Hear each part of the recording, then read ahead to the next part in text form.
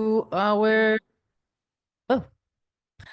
welcome to the webinar, Meet the Editors, and good morning or good evening, wherever you are. My name is Ophir, and my colleagues Lisa, raise your hands, and Esther, together prepare this series of webinar, which we will shortly tell you about. But first, let's see who is with us. So we have half of the group in almost up to 7 years after the PhD, almost a quarter PhD fellows, and small part of mid-career or others. So thank you for joining us this webinar. And if you want to introduce yourself in the chat, we are more than happy to hear about your affiliation, or if you published in either of the papers, let us know. We are under the European Educational Research Association. We work together, Sociology of Education and Early Career Researchers Networks. Together we took this topic, three topics that sometimes are more affiliated with the non-formal aspects of the academia, which sometimes you don't really have where to learn, or the networks of knowledge are not existent, and you have to be to find your way, or have a good mentor or good friends to guide you. So those three webinars that we are organizing are their goal is to help early career researchers and mid-career researchers in the topics that are sometimes we don't really have where to learn. The first one is meet the editors. How would I know which where to publish my article? How do I know what's the difference between different publications, or about the process? So this is our topic today, and we'll introduce our guests very soon. And in May, we have two more webinars. The first one will be about publishing your first article with Barbara Gross. And the second one is about ERC proposal, fundraising, which is very difficult and sometimes a huge gap for early career researchers. We just don't know how to do that. So all three webinars, if you're here, then you probably registered for this one, and you're more than welcome to join us in the second ones. And I hope to see you in the summer conference in, where are we going? Belfast. No, Belgrade. Ah, yes, in September. What do we have today? We have Rachel Brooks and Antonio Olmedo. Rachel is here representing the British Journal of Sociology of Education, editor-in-chief, and Antonio from the Journal of Education Policy, highly established and quality journals that most of educational researchers would like to publish in them. And we are very grateful that you joined us today for Meet the Editors. What we are going to do is, we have about an hour or an hour and 10 minutes. The first part, I'll invite our guests to tell us about their journals, and we'll ask specific questions that common knowledge would want to know. And then if you have extra questions, you are more than welcome to write them on the chat, and we'll bring them up here. Feel free to ask any awkward question, any question that seems that maybe everybody else knows the answers but me. No, it's a really good question, and we really invite you to ask it. So it's a non-formal, half-open space, so really feel free to take part, and we hope you have a good session. That's it. Anything I forgot to say, Esther? No? Okay. So Rachel and Anno, please, for the first part, just introduce your journals and tell you where you're from, and we'll start from there. Okay, thanks very much, Ophir. And I would like to say thank you very much to you for organising this session. I think it's a great idea, and it's really nice to be part of it. So I'm Rachel Brooks. I'm based at the University of Oxford in the UK. And as Ophir said, I'm currently editor-in-chief of the British Journal of Sociology of Education. It's a journal that I've really had an involvement with for a very long time. I published an article from my PhD in the journal. I think it was the first article I ever submitted and had published. And then I was a member of the editorial board for quite a long time, then became an executive editor, which is a sort of a group of 8 that helps make decisions about the journal strategy and policy. And then over the past sort of year and a half, I've been editor-in-chief. Yeah, it's a journal that's kind of close to my heart and has been with me on my whole kind of academic journey, it feels like. So just to tell you a little bit about the journal, it's quite well established. So it was founded in 1980. And it was quite small when it was first published. I think there were just sort of 3 or 4 issues a year. It's grown quite a lot over the years. We now have 8 issues every year.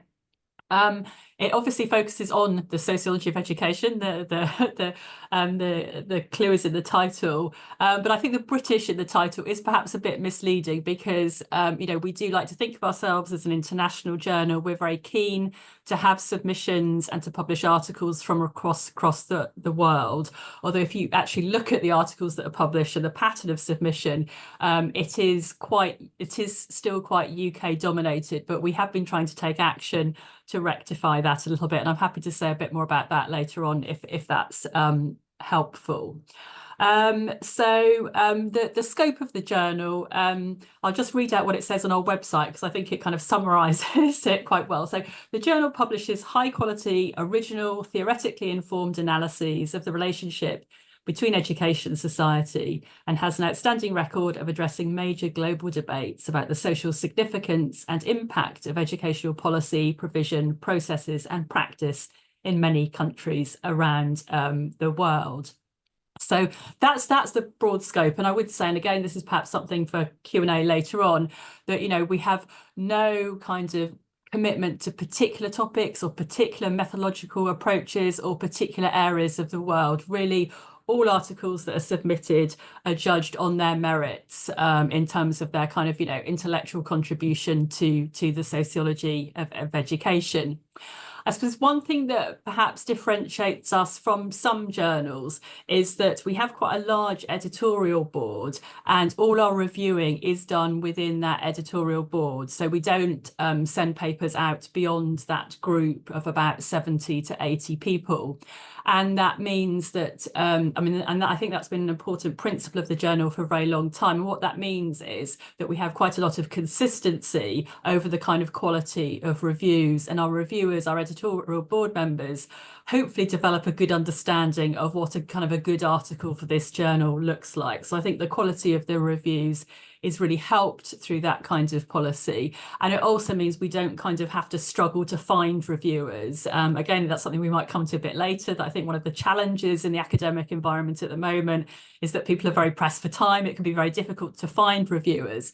But because we do all of that within our editorial board, it does mean that we don't have those kinds of problems that perhaps some other journals do. And I suppose one perhaps final kind of initial comment is that, or maybe two initial comments. One of the things that we've done recently since I've taken over is we've introduced a new special issue policy. We used to consider proposals for special issues just on a sort of ad hoc basis. But I think what we decided to do was actually to formalise that. So now we have a call in the autumn every year, and we commission 2 special issues each year. And that links into the second point that I was going to make about kind of the ECR focus. So several of these special issues that we've commissioned this year and last year have involved early career researchers as an important part of the team, sometimes leading teams. And that's kind of an important principle for the journal, that, we do like to think of ourselves as ECR friendly. And there are a number of ways that we've tried to achieve that. First is kind of being very welcoming of ECRs, either leading or being involved in special issue teams.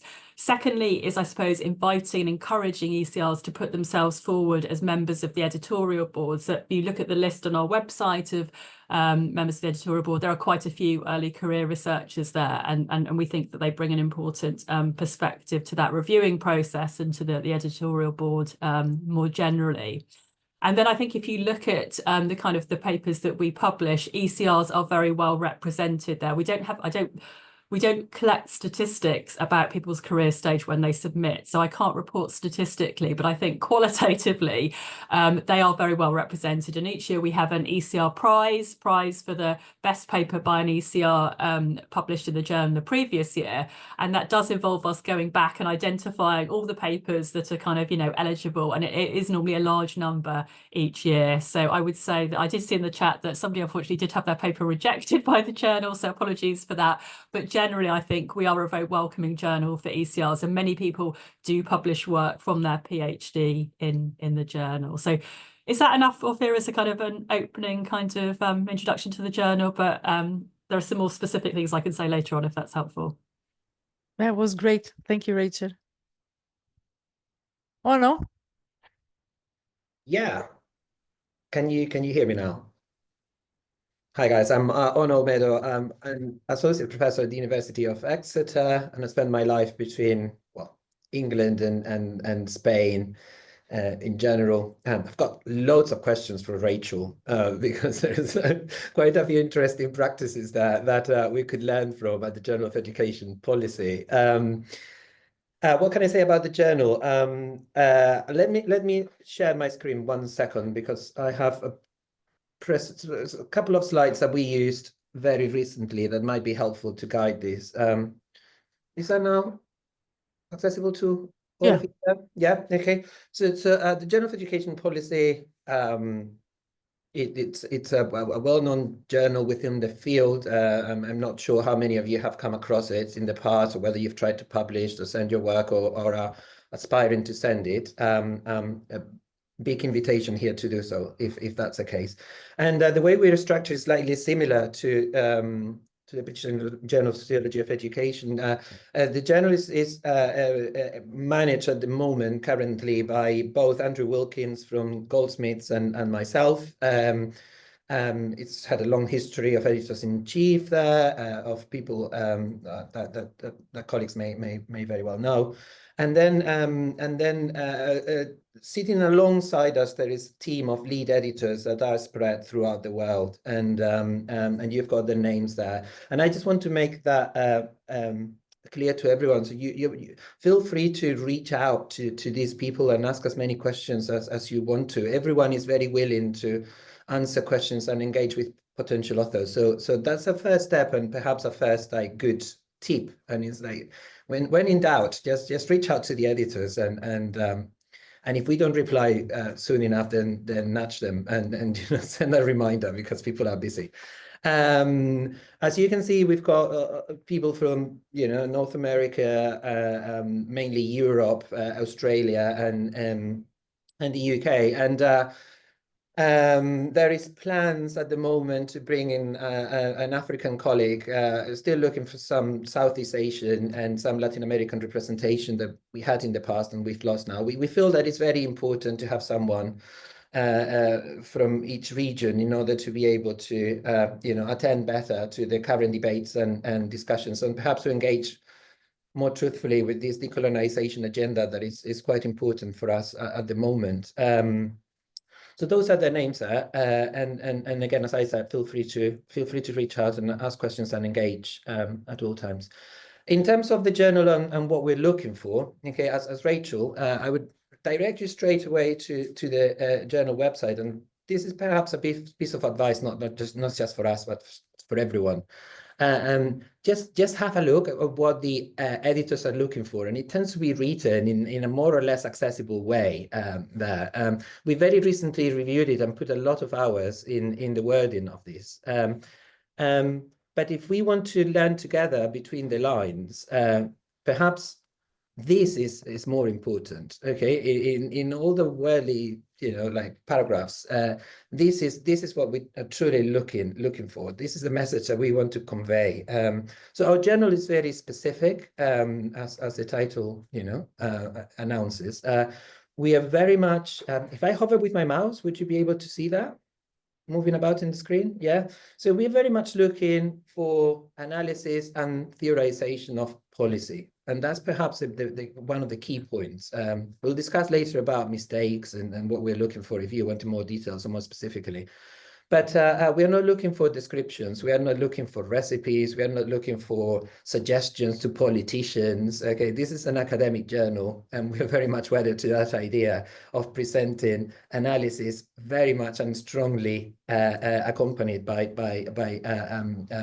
theoretical, backgrounds and configurations. And that's perhaps the main difficulty that we find when we receive papers to begin with, and we try to find that theoretical element to papers, and it's not there, and therefore it's sadly a rejection. Okay, the second key point would be that global audience, and again for us that's particularly important, that a paper is written in a way that can say something that can be of interest to someone reading that paper in a very different context. That does not mean that you need to write and explain everything from the beginning, but it's at least, an effort to describe briefly the background of the paper, the framing, the framework, and also to try and link up with existing debates, current debates in the field.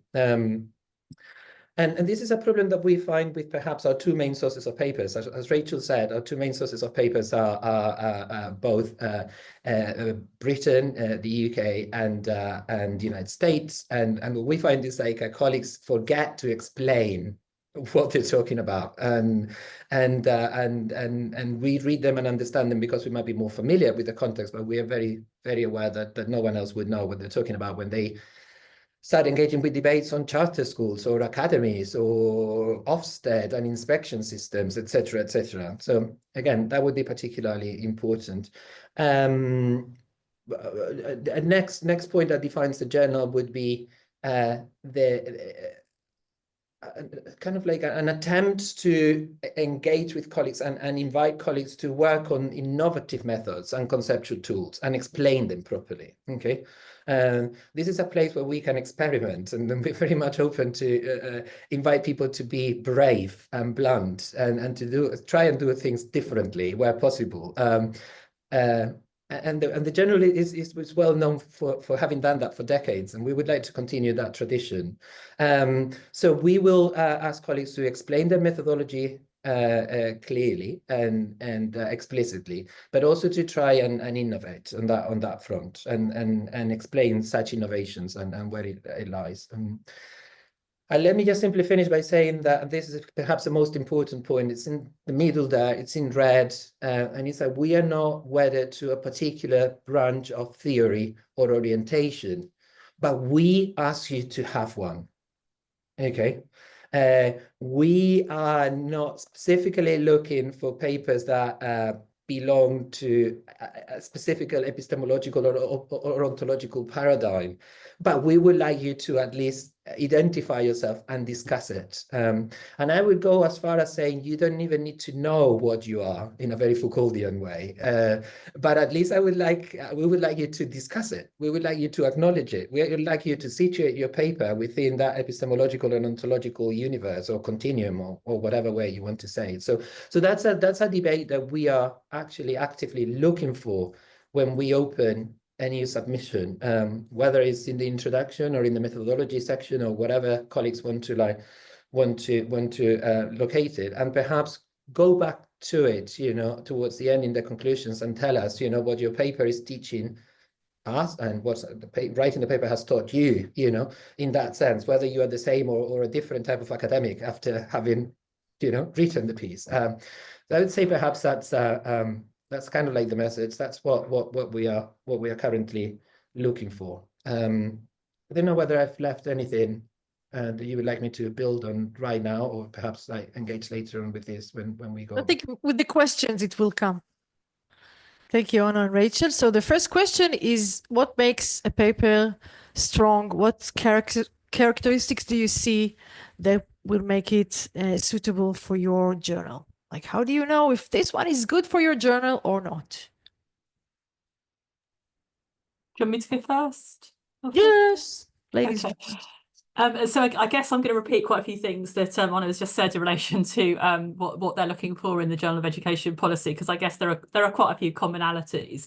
But I suppose, and maybe the kind of, this links also to kind of, why we might reject a paper. But first of all, I suppose for our journal, it is really important that there is a sociological contribution. And so one of the reasons I desk reject quite a lot of papers is because there isn't a sociological contribution. So there might be a psychological contribution, or there might be a pedagogical contribution, but the sociological research, the sociological orientation isn't clear. So that's really important, that there's a sociological contribution there, and that there is a contribution, so that the paper, a strong paper, is kind of clearly articulating how it's taking debate on in the field. So the contribution has to be there. And I suppose the paper also has to, in making that kind of argument about the contribution, it has to show an awareness of what has already been done in the field. So in a sense, I like to think of journal articles as kind of a debate amongst scholars, and it is engaging with what people have already argued. So if other people have worked in a very similar area, it's pointing out how this paper differs, or how it kind of engages with that wider literature. So situating the research within that kind of wider context is really important. And then I think, what we've just heard in relation to the Journal of Education Policy, the importance of theory is really important for our journal as well, that actually the piece has to be theoretically informed, analytical, and not just descriptive. And that might be another reason for a desk reject or a reject at an early stage of the process, that the kind of theoretical orientation and the analytical focus of the paper just isn't there. It's a nice description of a piece of research, but doesn't go beyond that. So a strong paper is going beyond the kind of description of the data to engage with theory, and to make some more analytical type points. I would say a strong paper, and maybe this applies for all journals, is kind of, it's well structured, it's well written. There's a logic to the structure that helps develop the argument, and that logic and that structure is kind of clearly signposted at the start of the article, follows through, and it makes it easy for the reader to understand how the argument is being built in that kind of way. And then, there have to be arguments. This is part of having an analytical article rather than a descriptive one. Have to have arguments, and those arguments need to be supported by evidence, whatever that evidence is, and that evidence can, be in a variety of different forms. It has to be there to support the arguments. Also, again, we're happy to kind of consider papers that are based on a whole range of different methods. We're very pluralist in that perspective. But whatever the methods are, that methodology has to be robust, and the methods have to be described in sufficient detail so that the reader can feel reassured that this is a rigorous piece of work that has been conducted in an appropriate manner. So methods outlined in sufficient detail.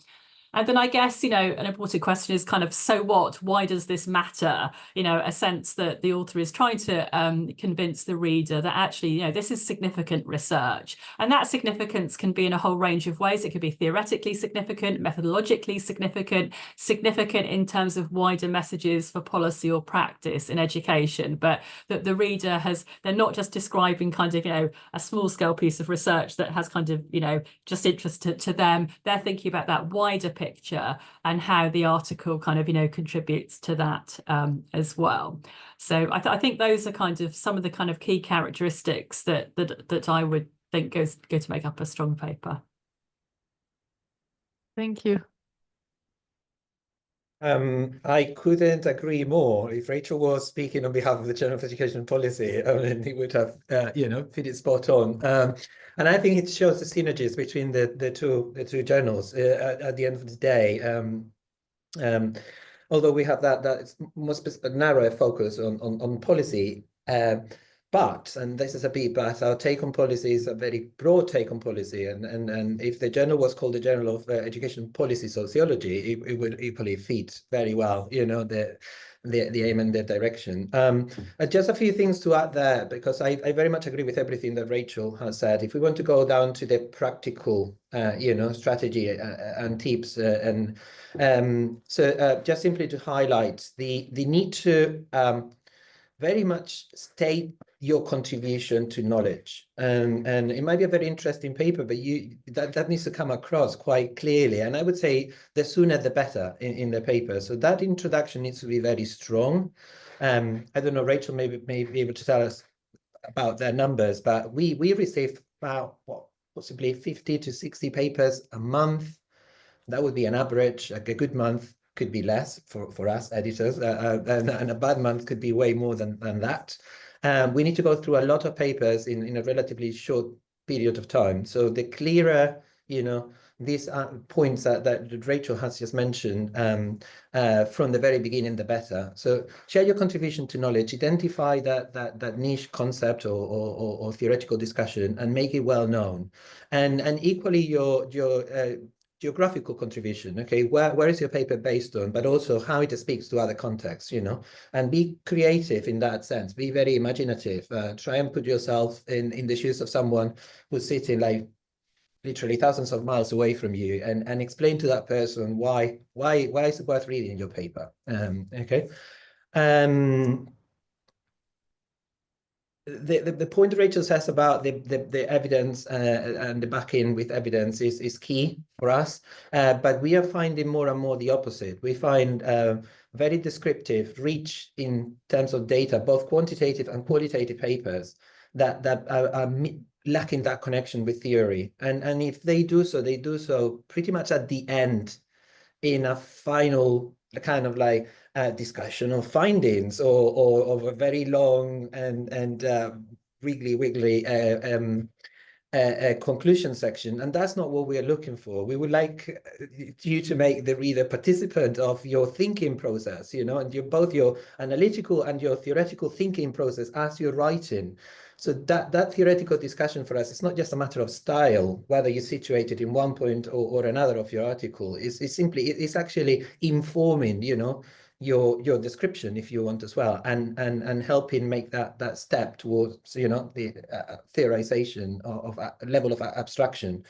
So we would like to see that there. We see lots of papers that have a middle section with no references whatsoever, and then, you know, an avalanche of references, you know, in a final section there, and they don't match. I don't feel I don't find the narrative, I don't feel the logic, and that's key for us.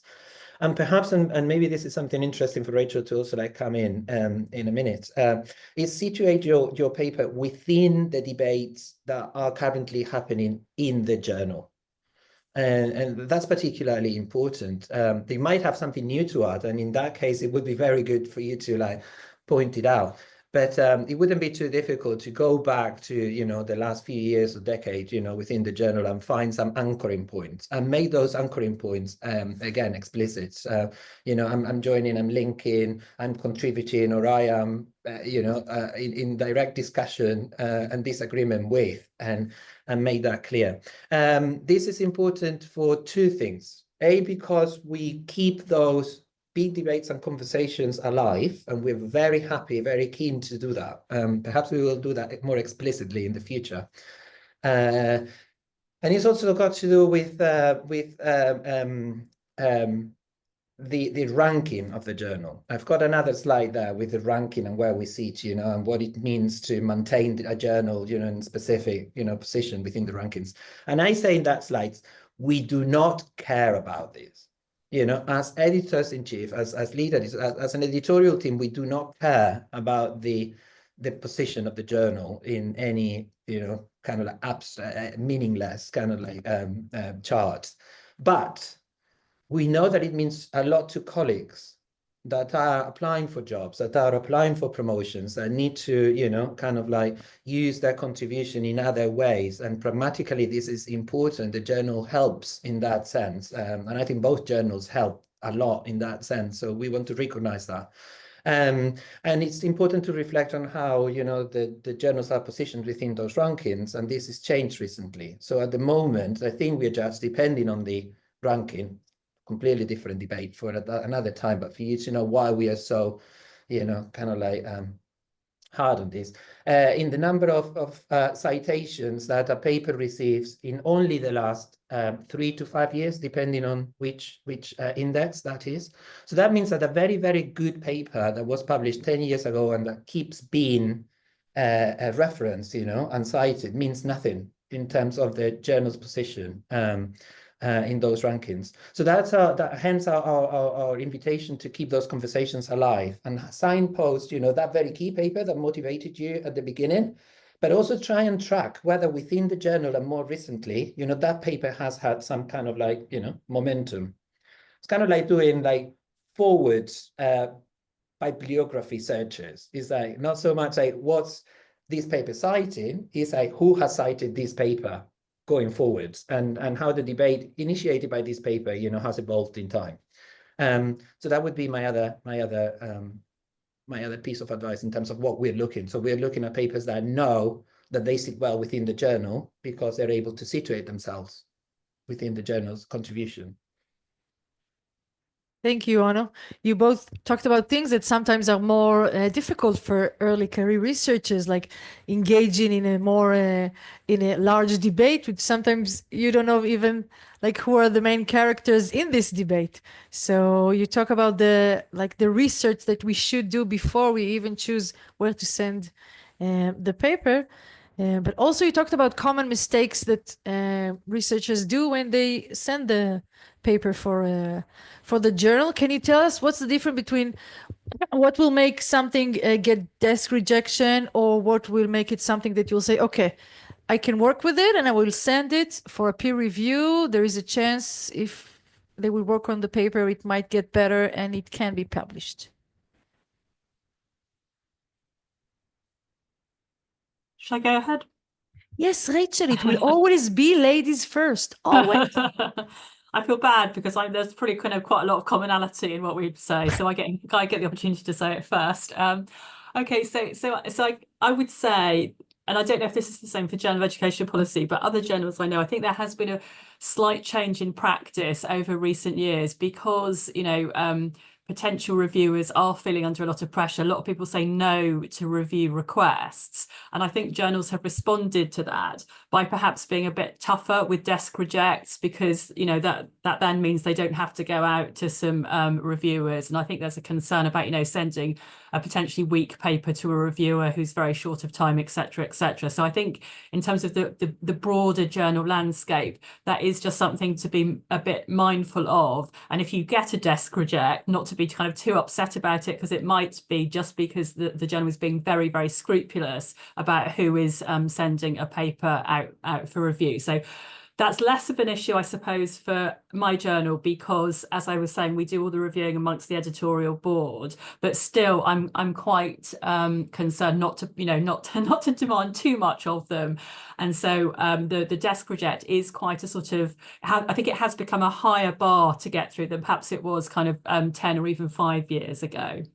So when I'm making that decision, firstly, one of the probably the most common reason for desk rejecting is the scope. What I was talking about before, that our journal has a very important sociological focus, but I don't know whether people just don't read that or want to sort of, you know, they've been rejected by other journals, but we do get a lot of psychology papers that, you know, are just rejected straight away. And also ones that are much more pedagogically focused. There's no sociological framing. So that's probably the most common reason for a desk reject. But assuming it is in scope, then there are often sometimes there are sort of basic problems with the writing. So either the writing just isn't very clear, it's actually quite difficult to understand what the paper's about, or the structure is all over the place. Or, and I guess it goes back to what we were saying about kind of descriptive papers, the paper is just very descriptive. There's very little engagement with the theory, or, as Ono was saying, it can be just right at the end, not really built into the kind of, you know, the body of the piece. So I would say those are probably the most common reasons for desk reject. Sometimes it might be that the method section is either completely missing or very, very brief. But I suppose normally that's not a kind of necessarily an automatic reason for desk reject. If I felt the rest of the paper was actually really strong, that might be something to kind of, flag up in revisions, but might not be a reason for desk reject. But if the rest of the paper wasn't that strong either, having a very weak methods section, I think, would be a reason for desk rejecting. And I think those are probably and then I guess, kind of there isn't the contribution isn't made clear, and there's no attempt to kind of, I suppose, link it to the kind of ongoing debates that we've both been talking about. And then maybe a final one, but maybe this is less common. Sometimes there's a very imbalanced article, so there can be a massively long literature review showing fantastic knowledge of all the debates that are going on, but then the actual kind of original data or whatever is kind of a really short part, and then we're rushing to the conclusion. And sometimes sometimes there are really imbalanced papers like that. Or equally, so much time is given over to the description of the data that the analysis is very truncated, and there's very little time spent sort of situating it within the literature at the start. So a very imbalanced article might be another reason for a desk reject as well. Rachel, would you recommend to whoever is writing the paper first to choose the journal that they want to publish in and only then start writing? Because this is something very common that a lot of young researchers don't really know, that maybe you should first engage in the journal that you would like to write in, as it even go into the last journal and check out what's the layout, like how many words do we give to this section and how many words do we give to this section, and then get the better affiliation of who we are and then write the paper.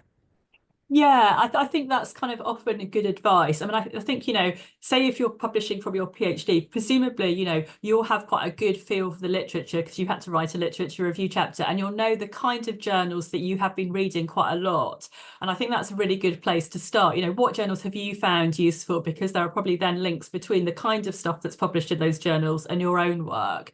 And then when you've got a feeling, okay, well, yeah, I've read, quite a few articles in maybe these 3 journals, which one shall I submit to? When you've got a kind of, you'll have a sense of the kind of arguments you want to make, the kind of topic, the kind of theoretical framework. And so given that, I would say if I was advising a PhD student of my own, maybe think about kind of, 3 or 4 journals in that area, and then just have a read of the kind of stuff they're publishing, look at their word limit, look at any other limitations they might have, read the kind of the scope that we've both been talking about, and just get a sense of where you would like to target. And I always think, with my own writing as well, that having a word target is really, really useful, because then you can think about, the balance of the article. Okay, if it's 8,000 words, I need to spend about, 2,000 here, 2,000 here, 4,000 here. And I think that can really help kind of, scaffold and structure your writing. And it means you don't waste a lot of time writing a kind of a 16,000 piece that you then need to cut in half. So I think that kind of thing is important. And then also, I guess, for the reasons that Onno was just talking about kind of whether the journal expects engagement with debates in that specific journal. So for British Journal of Sociology of Education, we don't necessarily expect that, and we wouldn't look for that in a submission. It's more engagement with the literature on that particular topic. But I think Journal of Education Policy isn't unique in having that perspective. So again, knowing that before you start writing, I think is kind of helpful. So yeah, doing that kind of bit of research. Also, I think it's also one of the things that my supervisor told me that I found useful in my career is kind of looking at who's on the editorial board, because again, that gives you a flavour of kind of the orientation of that journal, because you might know their work. And you might know, oh yeah, I've cited them in my PhD or work I've been doing. I think my work would probably fit, thinking of those people on the editorial board. Whereas, if you've never heard of any of them, even then it might not be the journal that's used. So looking at that kind of list can be helpful in just giving you a kind of a feel for what the journal's like. So yeah, I would think like doing that bit of research beforehand is useful. Thank you. I'll add something, and then Onno, I will give you the platform. You both talked about the contribution, which is sometimes the most difficult thing to write. Besides filling a gap, which like the sentence that everybody read, like it's the how to approach it. Like if you don't see what's your contribution beside the specific research that I did that expands the general of topic in the field, how should we, like the early career researchers, try to look for that contribution? Like, how do you know what's your contribution besides expanding research, dialogue, field? Can you give us tips about that? Is that a question to me or a question to Ono? Both of you, and then Ono, we had like a few questions by now. Okay, well, I'll be really brief then from my perspective. So I think it's about kind of, you know, what you're saying that's different from what other people have said. And so that kind of, you know, might be actually questioning, you know, some perspectives or saying, okay, well, this broad argument that so-and-so's made might be in general terms true, but for this specific population, actually things are a bit different. So I think it's, you know, it's kind of pointing out how you're taking the debate further, and that could just be quite incremental. It could be just saying, okay, well, this theory works in this kind of context, but it doesn't work in this context that I've been looking at. So I think it's that kind of thing. I mean, I think, you know, the gap is often used, but for me, I think it's explaining how you're taking things forward, and that can be kind of, yeah, saying that, you know, either, you know, okay, maybe people have looked at this topic in this way, but I'm bringing this new kind of theoretical perspective that actually might help us see the topic in a different way. So for me, I suppose the key thing is the difference. What you're doing is different from what has gone before, and that can be theoretically, methodologically, looking at particular types of population, looking at particular types of national context. So you could say, you know, this argument that's been made about this topic has only looked at kind of, you know, the UK and US. Actually, in Denmark, things are played out quite differently for these kind of reasons. So I guess it's kind of, you know, helping further our knowledge by not just pointing out gaps, but pointing out how perhaps, you know, generalized comments don't apply for particular groups or particular geographical locations, that kind of thing. So I suppose that emphasis on kind of what's different in what you've done compared to what's gone before is perhaps a useful way of thinking about it. Thank you. Gosh, I've got loads of like very disorganized thoughts around that final question. So I'll fire them up and then see if we can like link them in some kind of like coherent way. Let me start by just simply saying one of the things that I enjoy the most in my current job is working with my PhD students, and I tend to be a person that gets excited very easily. So I identify that contribution, you know, even when it's not so clear and obvious there, and I tend to like that. Pretty much what keeps us going, you know, working with someone, and in this case PhD students, but other colleagues as well, to identify that contribution of that very, very good idea that they have. I wouldn't worry so much about like cracking that point. Okay, for me, it would be more important to be able to situate your paper, allow the reader to do its work, you know, their work. They're there for a reason. They've got a brain. They want to think. They don't need to chew it all up for them. But it'd be very important for you to situate your paper, both again geographically. That's very easy. It's very easy to identify a gap in, you know, contribution to knowledge in one specific area.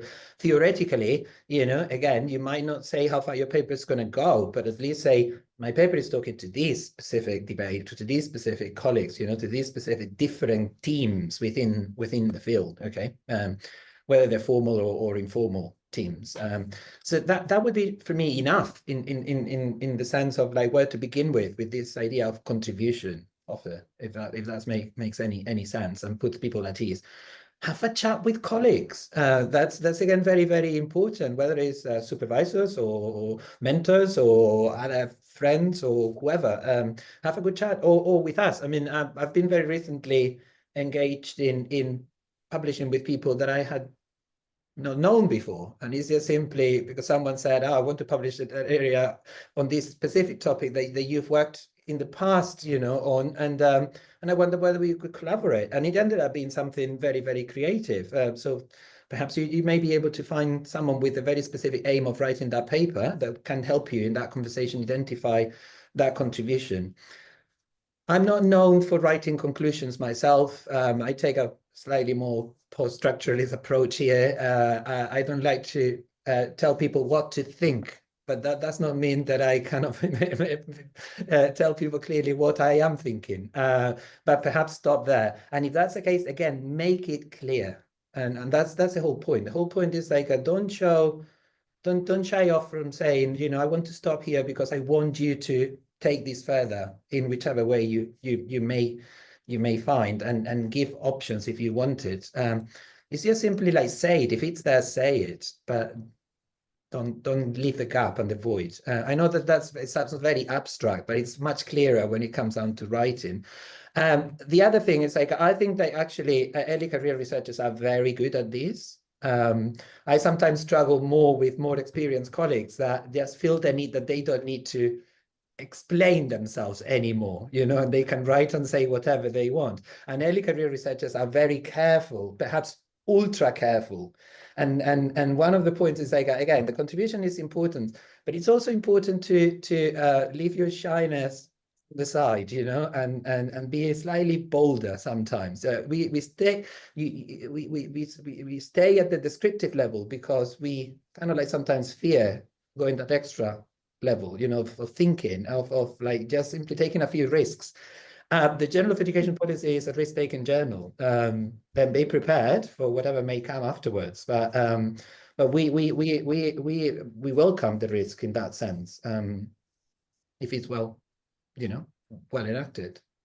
You said two things that are very important. The first one, you talked about the difference between maybe an older supervisor who doesn't feel the need to explain himself when he writes his paper, but his PhD students feels more comfortable like explaining other people's opinions and not mine. Like when you reach to the point where you have to say what I have to say, it's after a long time that you like quoted others and said what they said, like that by the time you have to say, okay, what do I have to say? What do I have to add to this discussion, that sometimes we find ourselves and if we write with your supervisor, which is more acquaintance in the field, that sometimes they write so differently. Like they write their like all the theoretical part in their article will be, oh wow, that's very different. I would never write like that.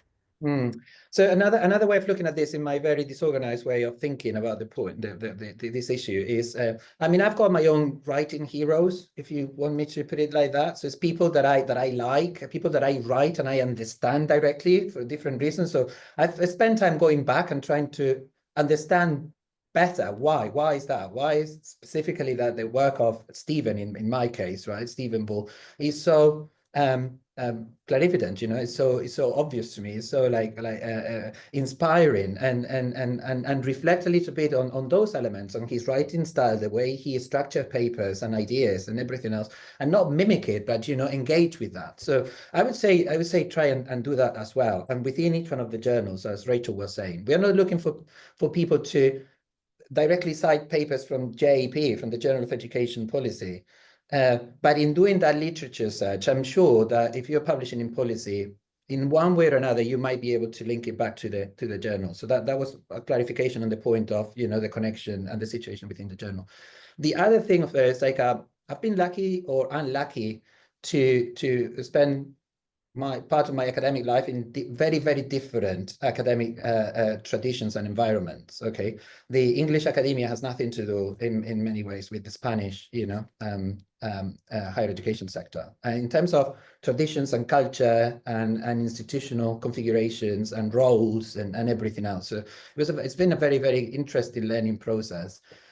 You've got the network here that is perfect in terms of that, in terms of getting you slightly outside of perhaps sometimes, you know, the restrictive you know, structure of working in a specific university with one better or worse, more or less helpful and supportive supervisor or group or department or research group or whatever that might be. It's very important to adventure out ever so slightly, to write with people, or at least share your writing with people. Find that network. That's what's going to put your your paper or your writing, you know, in a different kind. That's the best way of testing it in a way. Our journals are UK based. No matter how far we and how many people we invite from other contexts, there is still that tradition there, and I'm very aware of that. And I find the pains of some of my Spanish colleagues, you know, that struggle when writing for our paper, for our journal, in that sense. And it's something that it's not so difficult for people that have been brought up in the English academic tradition. Doesn't make one or the other one worse. It's just simply that's kind of like something to recognize. And the other final point there is like I've been writing recently with people from social geography, and it's made this point very, very clear. The need to write for a journal or a very specific group of journals, because we are thinking in about the same topic, but in very different lines, using very different language, you know, knowing that we need to justify our thinking in very, very different ways. It's been a very creative exercise. That point that Rachel was making about choose your journal, or at least choose a couple of journals to begin with, okay, and then allow the paper to evolve. So ask the question at the end, is this still a good paper for this journal, or now that I've written it, would it be better suited for something else? But at least have as your departing point one or two outlets and see what happens. Again, be open, allow your paper to evolve, and don't wed yourself with, no, this paper was for this journal and it needs to end up being for this journal, because that's not how writing, that's not how thinking works. And see where it takes you. Thank you, Ono and Rachel. That was very useful tips.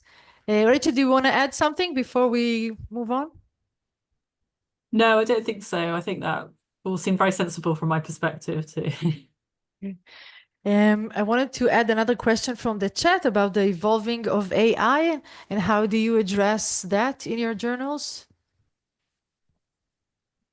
So AI, so I would say one of the things that's really interesting is that we're getting many more papers about AI. So it's obviously a topic that's of interest to sociologists of education. Actually, one of the special issues that we commissioned the year before last, that will probably come out this year, is about AI in education, you know, sociological analyses, which I think will be hopefully a really, really good special issue.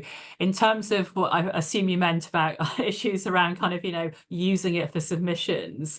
So I think both journals are published by Taylor and Francis, the publishing company.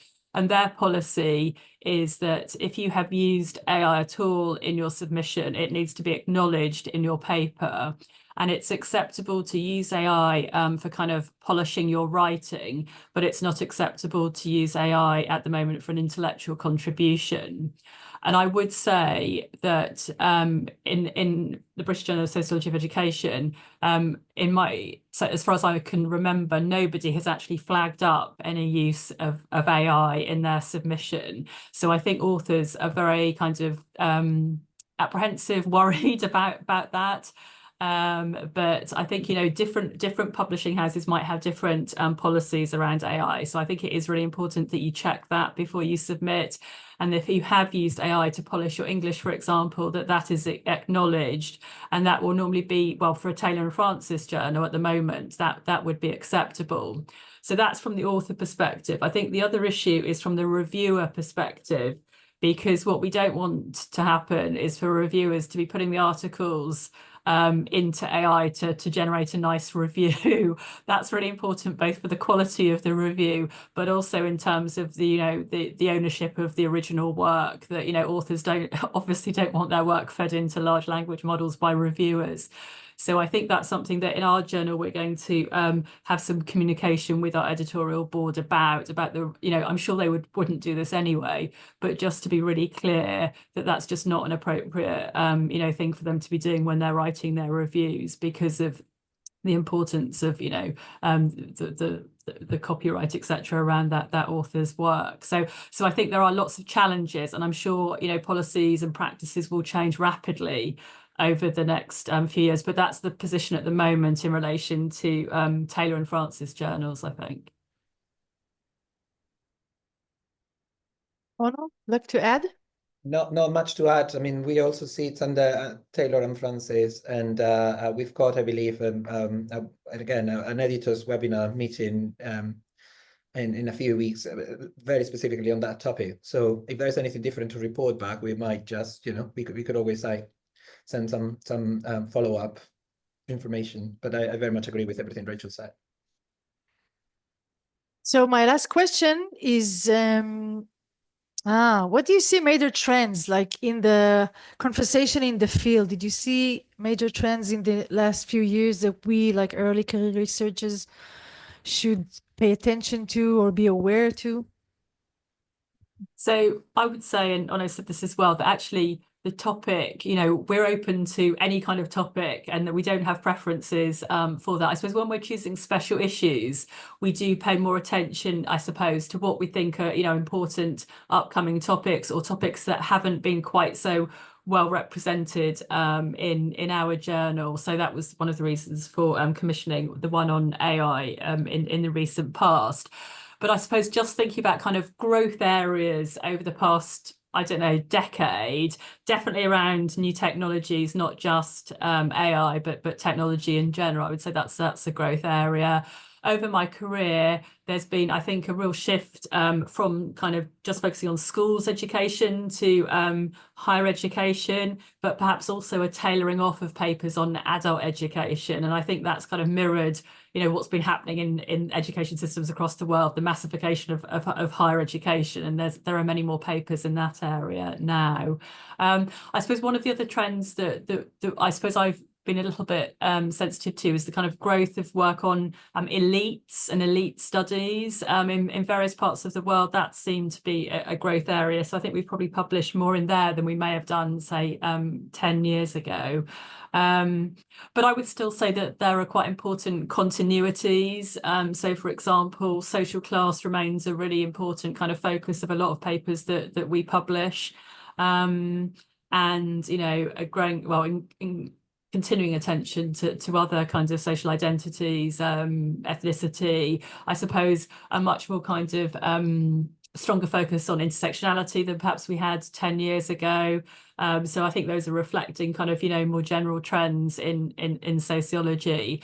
But I suppose that I would say that, a really strong paper can be in one of those areas. It can be in a completely different area. And sometimes, something seems more original if it's not something that everybody else is researching. So although I would say there are those kind of trends within the journal, I wouldn't really advise using those as a way of deciding what topic to focus on or not to focus on, because as I was saying, a strong paper can be in any topic area. For Ono, I want to add another part for the question. Like taking part in policy debate is more complex. I think maybe for younger researchers, like how can early career researchers contribute to the policy discussion in the academic publication? How can we do it if we are less accomplished in that area, maybe, or less? I think it's a bit more difficult than like a general theoretical discussion. Yeah, I think that's a very good question and a problem for the journal in general, because I think the journal is being misused in the past. I mean, our journal is not a journal to tell politicians what to do or how to do things better or what they're doing wrong. Our journal is about, bringing some new ideas that people can then go on and use when making decisions, thinking about their own practice, engaging in acts of resistance and refusal, etc. So we're not so much into this business of evaluating policies here and writing very clever recommendations so far. I think that would be a next step, in another role in our academic careers, if we wanted to put it that way, the more like civic, academic, or a more political, stand or strand or something. But the journal remains an academic journal in that sense. So again, we would like to keep it within, the realms of theoretical discussion and debate and empirically informed theoretical discussion and debate. So that's why somehow the paper that comes with recommendations is a big question mark all the time. for us, at the end, like recommendations for practitioners, recommendations for politicians, policymakers, etc., or an evaluation of the policy. That's pretty much like a no from the beginning for us. And again, there's lots of discussion and debate around that. So take this, as a very broad statement. But I think that regardless on your career stage, and again, given the very privileged sort of like situation that some early career researchers and colleagues find themselves in, this is your moment to do it. This is the best moment to do it. Later on, you will have lots of other things to worry about that might not make that might take your time away from this. And again, what I would say is going back to that idea of being blunt and being brave in that theoretical contribution. And I want to just simply keep on highlighting that. In early careers, it means nothing in terms of people's experience, theoretical and intellectual ability, and anything like that. So again, you'd be surprised by how inspiring it is to get the writing of many of you or colleagues like you, and how much those are the papers that we keep on publishing. We don't keep track of as Rachel was saying, of the stage career of people that contribute. But I'm 100% sure, and I can see that when I'm writing, that most of the papers that we're publishing are coming from early and mid-career colleagues, which is very, very, very telling. And just to add back to the previous point and Rachel's point, and just simply, I mean, I agree to everything that Rachel said. We've identified almost like the same topics there, with a couple of like current geopolitical situations that we cannot avoid, and perhaps the rise of populism as another interesting area there. But the most important thing would be to start thinking about what are the next steps theoretically. So what is the post-Bourdieu world like, of ideas? What's a post-Foucault like, world of ideas? How can we push those forwards, and this is good to anchor yourself in one of those two traditions, but it's also very important to recognize there is a lot that has been done then, and those frameworks, both historical, politically, and socially, have changed and shifted, and we need answers for what's happening now, and recognizing the limitations and also the potential to adapt some of those ideas going forward is important. So theoretically, it's not so much about the topic. So I would say it's about that we keep on getting the same theoretical frameworks, repeated all over again to answer problems to all sorts of topics. But if we like instill them down to the essence, is yet back to the same theoretical positions and suggestions and frameworks, and that's a bit, I think, where we all need to start thinking forwards. Thank you, Ono. We have 5 more minutes. So if we don't have any more questions from the chat, I would like to ask you, what are the best tips that you can give us when we approach to the subjects of publications? Right, fire up, Rachel, whatever comes to mind. I would say, first of all, kind of use your networks. And it's really nice in the chat that some people have made some kind of connections there. But I think if you're an early career researcher, share. I think one of the hardest things can be sharing your work, because often people kind of lack confidence or think it's very personal to them. So get into the habit of sharing your work and getting feedback before submitting to a journal. So kind of, your supervisor, even if you've finished your PhD, I think most supervisors are really happy to read draft articles, but also your peers. It can help you, build your networks. And I think, so get feedback before you submit, because sometimes the kind of really obvious reasons for desk reject can be spotted, by a supervisor, by a friend working in a similar area. So that would be perhaps one tip. And the second tip, I think, would be kind of, don't be disheartened by rejection. I think, whatever your career stage, it is very common, or, most people get their work rejected from time to time. It's a very normal academic experience. And I think now, going back to what I said right at the start, of desk rejections becoming more common as a way of coping with kind of, workload pressures on reviewers. I think sometimes one of my early career colleagues got a desk reject from a journal and she was really devastated.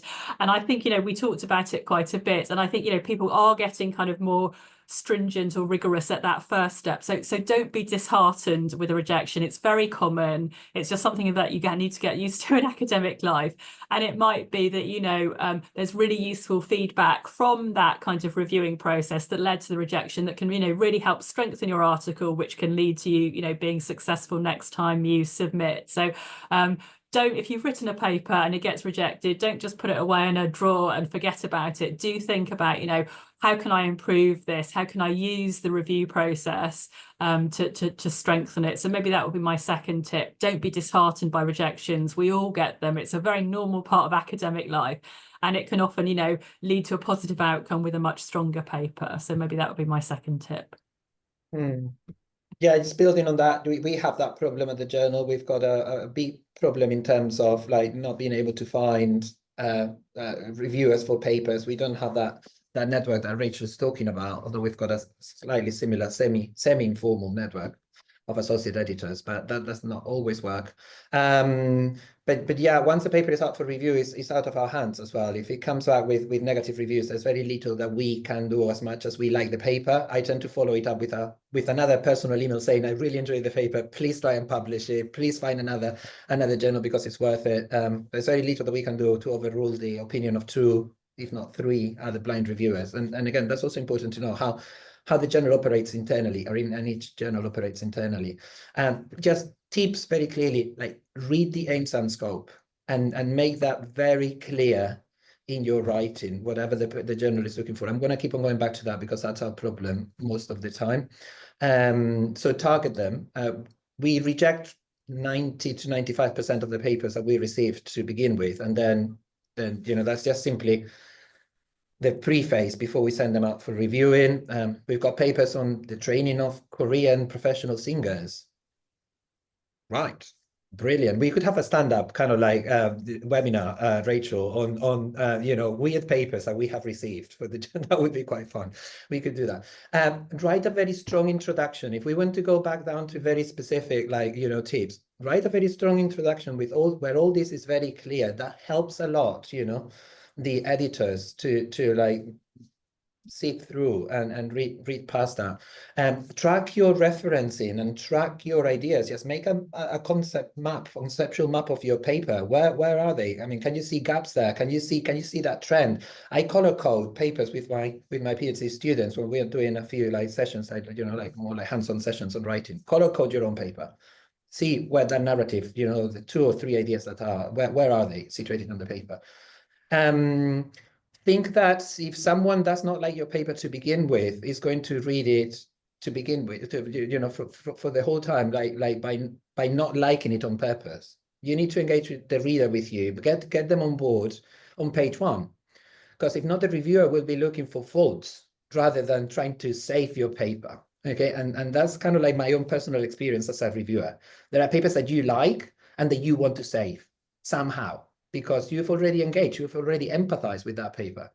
There are papers that perhaps they're not clear from the beginning, or too blunt, or they're just taking up one strong position without justifying it, and forcing you to think in specific ways that what you're looking is, as you read through, is for ways to counter, argument, everything that the author is saying. So just be clever in that sense. Write a very clear introduction and bring your reader on board in that introduction. It has to be an invitation to read the paper, not a slap in the face to begin with what I found and how much I know and all sorts. Okay, it sounds silly, but it's the emotional part of reviewing and the emotional part of reading we sometimes not take into consideration. Yeah, and that perhaps back to Rachel, and it's engage in as much networking as you can. That paper needs to be read by as many people as possible, in that sense, and co-write. It's very good. Co-write wherever possible as well. Write with people. I really enjoy it. I very randomly now published on my own. Thank you, Anna and Rachel. That was a bundle of useful tips. And it's very interesting to see it from the side of the editors and the other side of the computer. And thank you for joining us today. And for all of you here, this is the first webinar that we did from the 3 that we're going to do this session, that are all about the non-formal aspects, and all the things that you talked about today are in the non-formal aspects of publications. And we hope to see you in our next webinars also. And Rachel and Ono, last question. Do you like your work as editors-in-chief?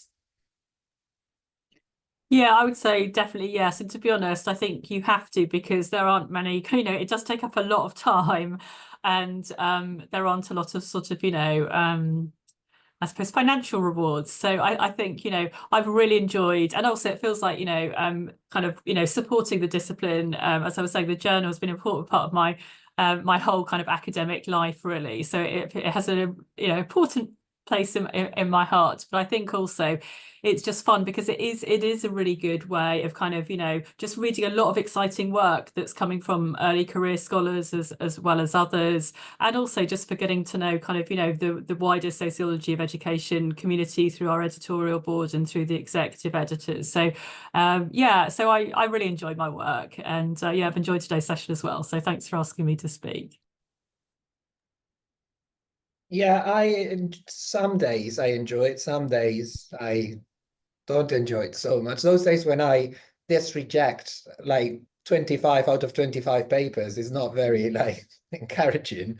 It's a brilliant days when we get to the stage where we publish a paper that we've been following and working on, and it's very reassuring, and it's very good to see that the journal is progressing and contributing to something. So yeah, in that more broad general sense, it's a very rewarding job, very different from all my other roles as an editor before. And as Rachel was saying, I was also a reviewer for the journal, and then part of that advisory group, and that would be another tip to go forward. So please just get involved in journals when the time comes and the opportunity arises. It helps a lot. It changes you as both as a reviewer but also as a writer, and intellectually as well. So yeah, definitely I would do it again if I had to, although I would need a period of rest and reset. Yes, but it's a very good experience in all its forms. Thank you for your authentic answers and good spirit in this meeting. Thank you everyone for coming, and have a good rest of the week. Ciao. Bye bye. Thank you again. Bye. Thank you. Bye.